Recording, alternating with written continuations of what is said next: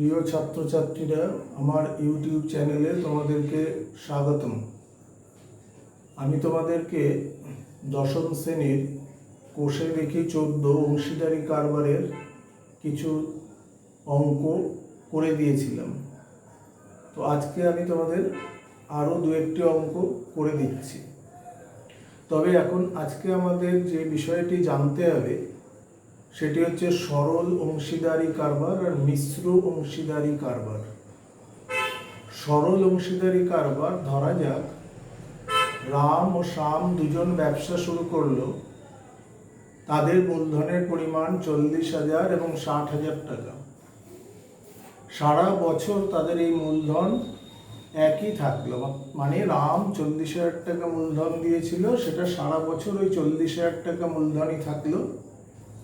শ্যাম 60,000 টাকা মূলধন দিয়েছিল, সেই মূলধন 60,000 টাকায় সারা বছর থাকলো।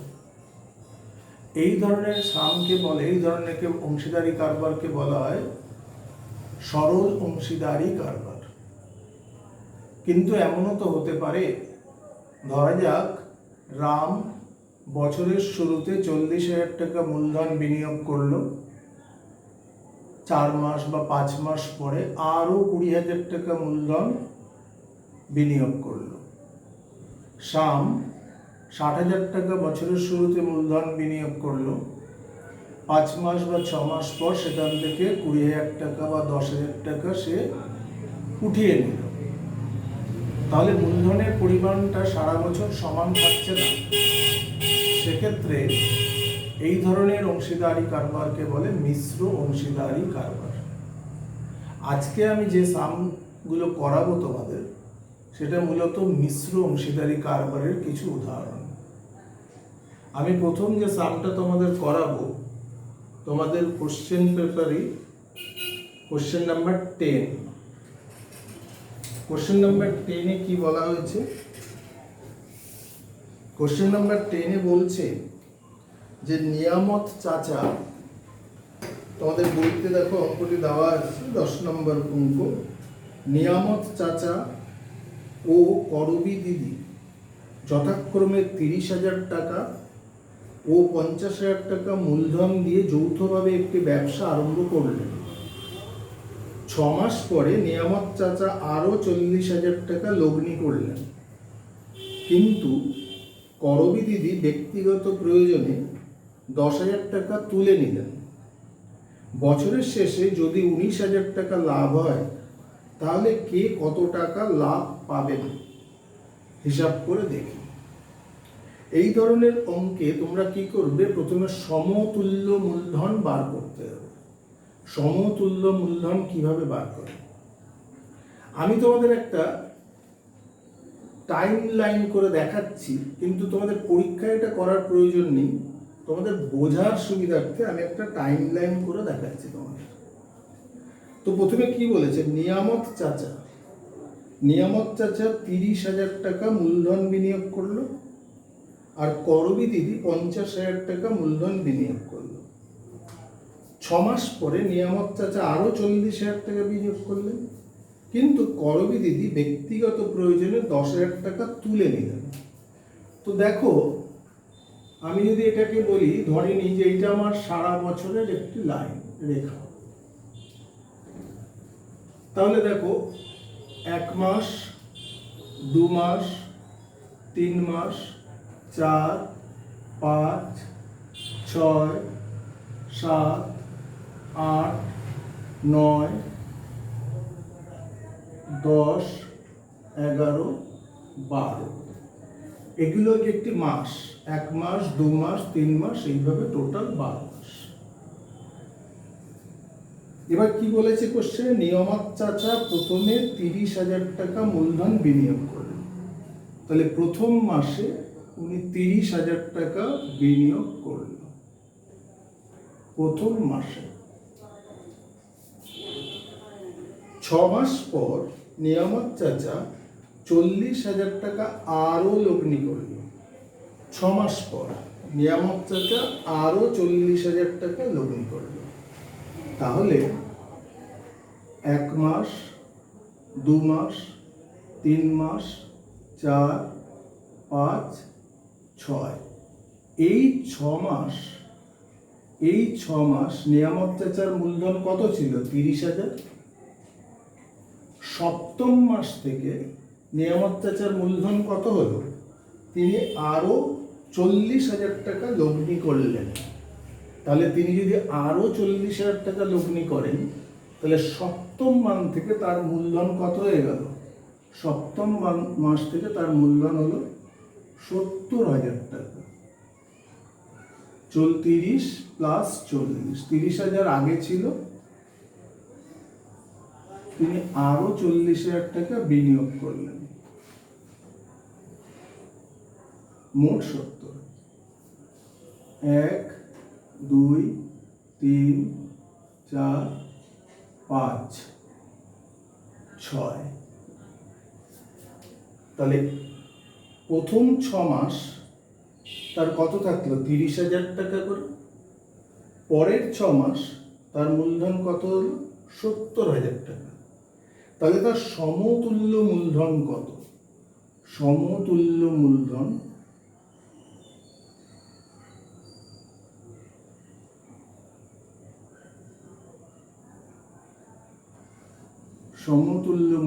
সমান সমান এই 30,000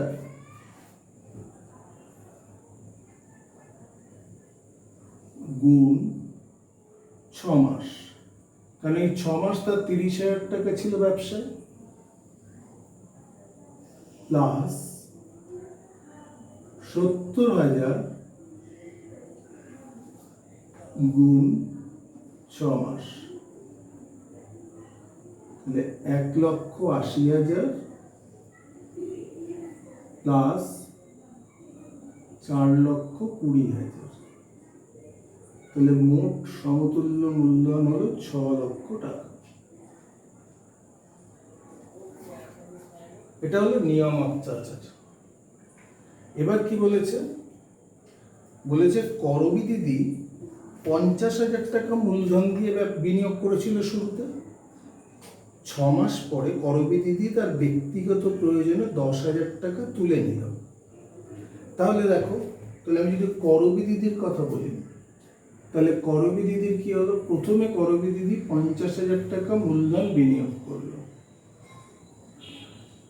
এটা কত মাস ছিল? 6 মাস। 1 2 3 4 5 6 মাস। দেখো,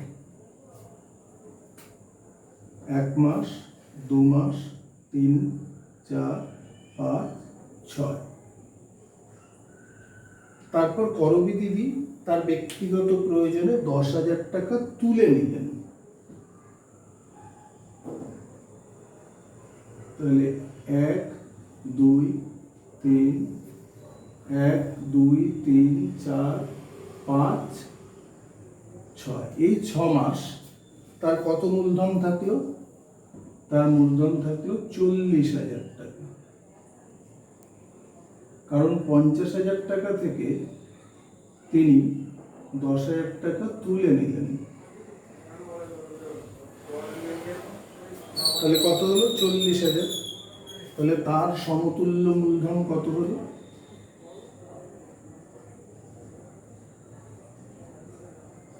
তার সমতুল্য মূলধন সমান 50,000 গুণ 6। আর অবশিষ্ট 6 মাস কত থাকলো? 40,000 গুণ 6 সমান 3,00,000 যোগ 2,40,000 5,40,000। এবার আমরা ব্যবসার যে মোট লাভ নিয়ামত চাচা আর করবী দিদি এদের মধ্যে কি অনুপাতে ভাগ করব? সমতুল্য মূলধনের অনুপাত। তাহলে তোমরা সমতুল্য মূলধনের অনুপাত কত হচ্ছে দেখো। সমতুল্য মূলধনের অনুপাত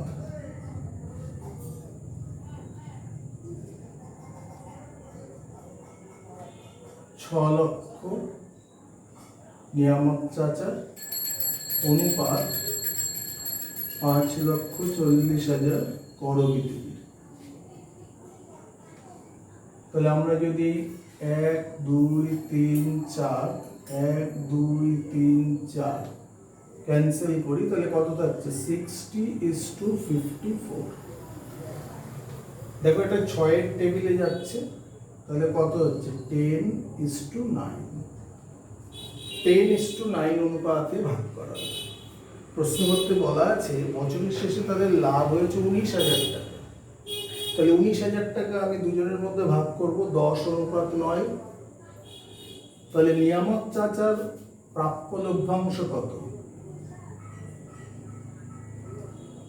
দেখো লেখা আছে নিয়ামত চাচার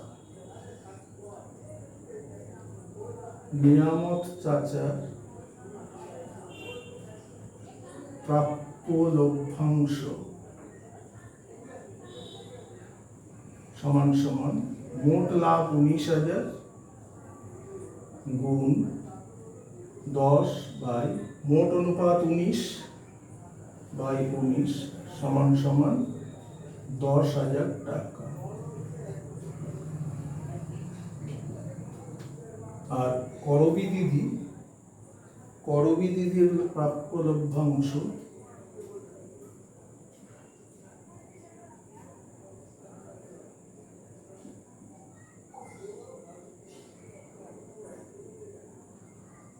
প্রাপ্য লভ্যাংশ 19,000 9/19, কারণ করবী দিদির অনুপাত 9 মোট 19, তো সমান সমান 9,000 টাকা।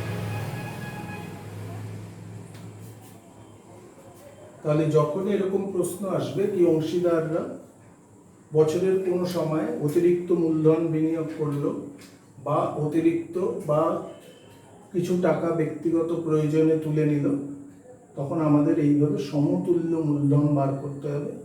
সমতুল্য মূলধন বার করে সেই অনুপাতে লভ্যাংশ ভাগ করতে হবে। আমরা এখন করব 11 নম্বর প্রশ্ন।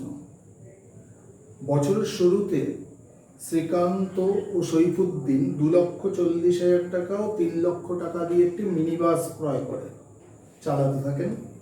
4 মাস পর তাদের বন্ধু পিটার 81,000 টাকা নিয়ে তাদের সঙ্গে যোগ দিলে শ্রীকান্ত ও সৈফুদ্দিন তাদের মূলধনের অনুপাতে সেই টাকা তুলে নেন। মানে 4 মাস পর পিটার যখন ওই ব্যবসায় যোগ দিল, তো পিটার যে মূলধন দিল 81,000 টাকা, এই টাকাটা শ্রীকান্ত ও সৈফুদ্দিন তাদের মূলধনের অনুপাতে তুলে নিল। বছরের শেষে 39,150 টাকা লাভ হলে লভ্যাংশ কত টাকা পাবে? কে কত টাকা লভ্যাংশ পাবে? তাহলে আমরা এখানে দেখতে পাচ্ছি যে 4 মাস পরে পিটার যোগ করল, ব্যবসায় যোগ দিল। তাহলে পিটার 4 মাস পর যোগ দিল, তাহলে এখানে শ্রীকান্ত সৈফুদ্দিনের মূলধন 4 মাস পর পরিবর্তন হলো। কারণ 4 মাস পর পিটার আসলো, সেই পিটারের টাকা ওরা তুলে নিল, তাহলে 4 মাস পর এদের দুজনের মূলধন পরিবর্তন হলো। তাহলে প্রথম 1 মাস, 2 মাস, 3 মাস, 4 মাস, এই 4 মাস ওদের মূলধন ছিল 2,40,000। সৈফুদ্দিনের 1 2 3 4, এই 4 মাস ছিল 3 লক্ষ টাকা। এবার কি হলো, পিটার যোগ করলো, ব্যবসায় যোগ দিল 4 মাস পরে, এই টাকাটা 81,000 টাকা শ্রীকান্ত আর সৈফুদ্দিন ব্যবসা থেকে তুলে নিল তাদের মূলধনের অনুপাত। তো তাদের মূলধনের অনুপাত কত? দেখো তাদের মূলধনের অনুপাত হচ্ছে 24:30। 2,40,000 আর 3 লক্ষ, আমি যদি 4টে শূন্য ক্যান্সেল করি 24:30, তো 24:30 হলে কত হচ্ছে? 6 দিয়ে ক্যান্সেল করো, 4:5। এটা হলো ওদের মূলধনের অনুপাত। মূলধনের অনুপাত। এই অনুপাতে ওরা টাকা তুলে নিল। তাহলে ৮১,০০০ টাকা এই অনুপাতে যদি তুলে নেয়, তাহলে শ্রীকান্ত কত তুলে নিল? 4/9। এটা শ্রীকান্ত বিজনেস থেকে, ব্যবসা থেকে এত টাকা তুলে নিল। তাহলে কত হচ্ছে? 9 দিয়ে কাটলে এটা 9,000, 36,000। আর সৈফুদ্দিন কত তুলে নিল?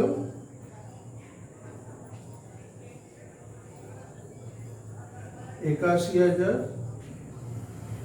গুণ 5/9, তাহলে কত হচ্ছে? ৪৫,০০০। তাহলে 4 মাস পর শ্রীকান্তর মূলধন কত হবে?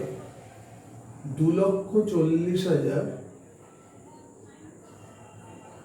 বিয়োগ 36,000, কারণ 36,000 টাকা তুলে নিয়েছে।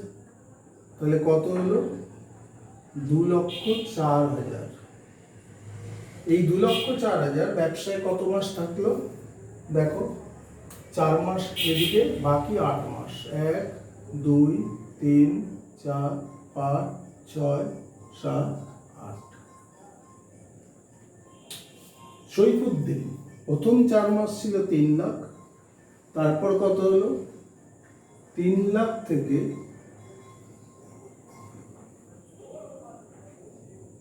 সৈফুদ্দিন কত তুলে নিয়েছে? 45,000।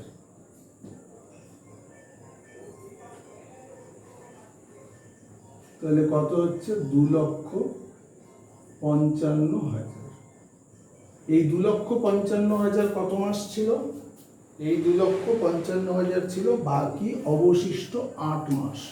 দেখো, 1, 2, 3, 4, 5, 6, 7, 8। আর পিটার যে 81,000 টাকা দিল, তারটা কত মাস থাকলো? 8 মাস। 1, 2, 3, 4, 5, 6, 7, 8। কারণ ও তো 4 মাস পর যোগ দিল, তাহলে অবশিষ্ট 8 মাস। এবার আমাদের কি বার করতে হবে? সমতুল্য মূলধন। তো সমতুল্য মূলধন কিভাবে আমরা বার করব? তো সমতুল্য মূলধন বার করব আমরা প্রথমে শ্রীকান্তের।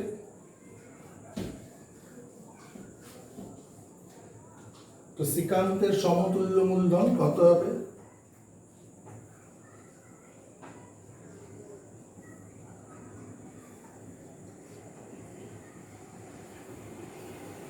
সমতুল্য মূলধন প্রথমে আমরা বার করি শ্রীকান্ত। এই 2,40,000 গুণ 4 মাস, 1, 2, 3, 4 যোগ অবশিষ্ট 2,04,000 গুণ 8 মাস সমান সমান কত হচ্ছে দেখব। সৈফুদ্দিন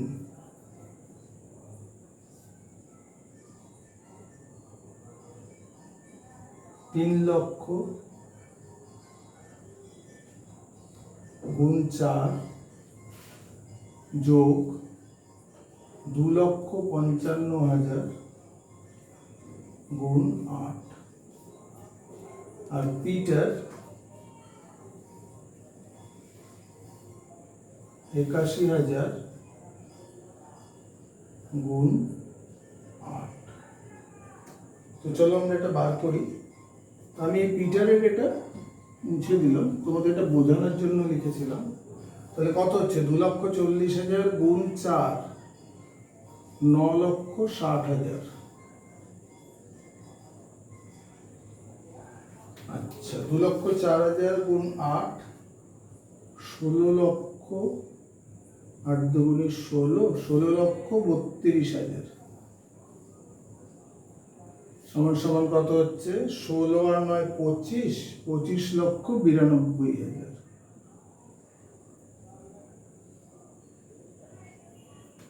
আচ্ছা, এবার সৈফুদ্দিন 3,00,000 ইন্টু 4 কত হচ্ছে? 12,00,000। আচ্ছা, 2,55,000 গুণ 8 কত হচ্ছে? 20,40,000।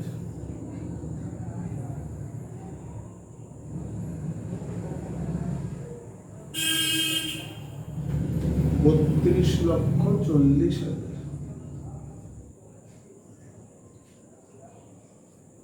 আর পিটারের কত হচ্ছে 1 2 3 8 6,48,000। এবার আমরা যদি এর অনুপাত বার করি তাহলে অনুপাতটি কত হবে? সমতুল্য মূলধনের অনুপাত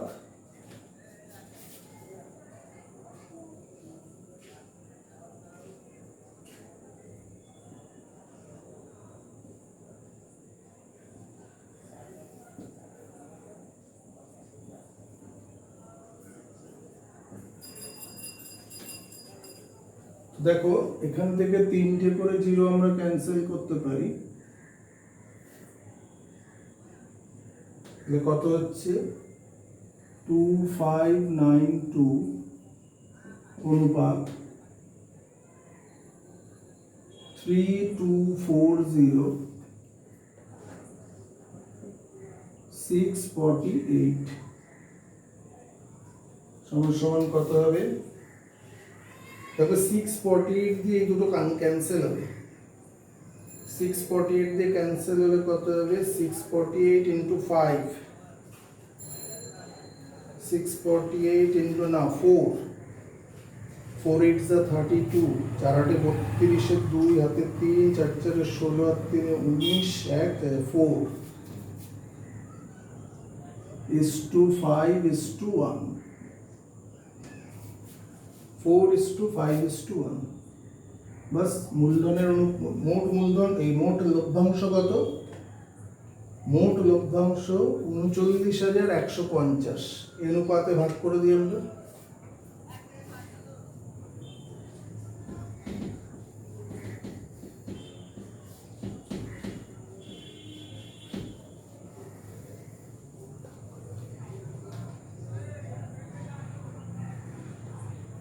শ্রীকান্তর প্রাপ্য লভ্যাংশ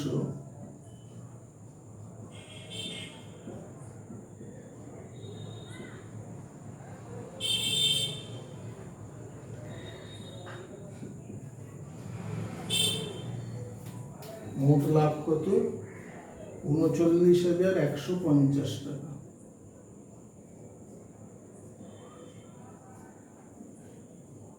four by 10। সৈফুদ্দিন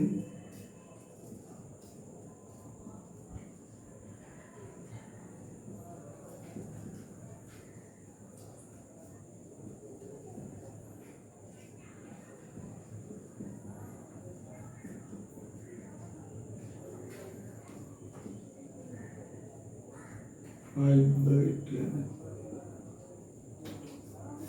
পিটার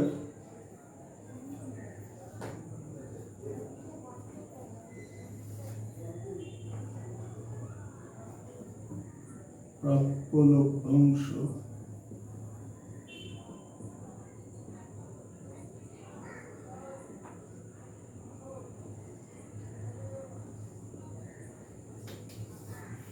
তাহলে এর কত হবে? 3,915 টাকা। 3,915 টাকা। 17,000, এটা কত হবে? একটা শূন্য কাটা, 5 5 25, 5 2 5 45, 5 হাতে 4, 19,575 টাকা। এর কত হবে? 4 5 20, শূন্য হাতে 2, 4 4 আর 2 6, 4 9 36, 6 3 4 12 আর 3 15, 15,660 টাকা। এই হচ্ছে তাদের লভ্যাংশের পরিমাণ। আশা করি তোমরা সবাই বুঝতে পেরেছো। আগের অঙ্কগুলো যেগুলো আমি আগের ভিডিওতে করেছি সেগুলো দেখতে চাইলে ডেসক্রিপশন বক্স থেকে লিংক দেখে ওখান থেকে দেখে নিন। Thank you.